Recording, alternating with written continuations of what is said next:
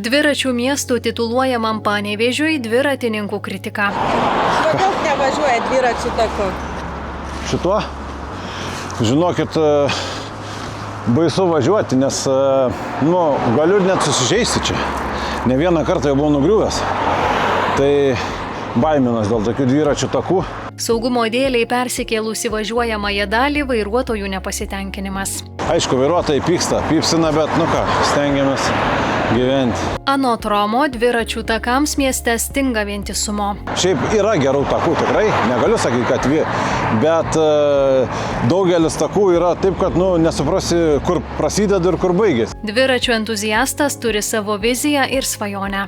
Kad aplink visą Panevėžio miestą galima būtų iš taško A sėdus, grįžti tą pačią taško A, apvažiuoti visą Panevėžį šonio gatvėmis, kad nemaišytų automobiliams, mes nemaišytume, jie mums. Miesto infrastruktūros skyriaus vedėjas sako, reikia kompromisų. Kad visiems būtų visada gerai, tai arba kenčia vairuotojai, arba dviratininkai, tai mes atsižvelgiam į eismo saugumą pirmiausiai. Tai kad būtų eismas saugus, kad būtų dviratininkai matomi ir saugiai galėtų pravažiuoti, kitą kartą gali būti taip, kad padaryta, kad dviratininkai privalės nulipti nuo dviračio ir persivesti per gatvę dviratį. Tai čia tik vien dėl saugumo. Pasiūlymų ir norų dviratininkai turi. Kad būtų tie šaligatviai geri, kad būtų vienodas žymėjimas, dabar vieni šviesoforai praleidžia važiuoti, kiti ne. Pėstieji eina dviračių takais. Nepatinka, kai šalia turi savo takelį. Mieste labai trūksta techninių stotelių. Dabar sunku pasakyti, keletą gal yra tik tai veikiančių stotelių, bet aš manau, kad stotelės turi būti įrengtos prie judriųjų vietų, ypač, sakyčiau, gal reikėtų prisidėti, kad ir verslas, ypač prie kavinių. Yra dvi stotelės, stotyvyje naujoje įrengta ir ant Berčiūnų take. Tai dar planuojam bent jau šiais metais toks planas, kad dar kokias 3 įrengsim pagrindinėse takuose.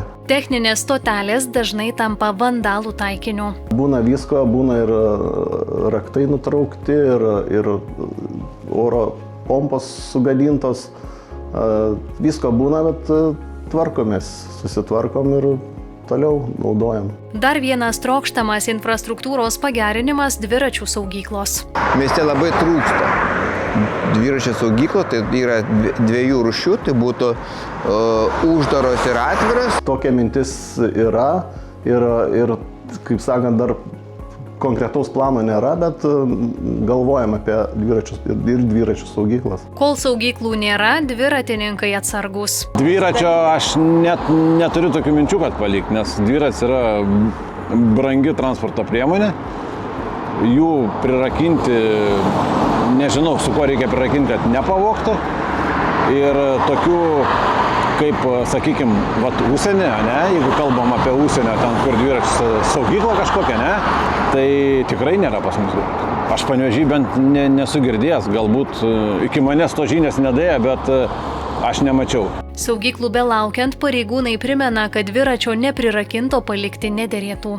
Žmonės dažnu atveju galvoja, kad trumpam palikus dviratį nubėgsiu iki parduotuvės, kažką nusipirksiu, grįšiu ir nieko čia nenutiks per 1 minutę ar 2. Bet iš tikrųjų dviračio vagystė yra labai žaibiška. Pakanka paimti, atsisėsti ir nuvažiuoti, ar ne?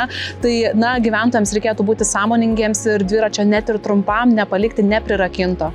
Esama ir tokių panevėžiečių, kurie savo dvirates transporto priemonės palieka neprirakintas, o būtent tokios nusikaltėlius traukia labiausiai.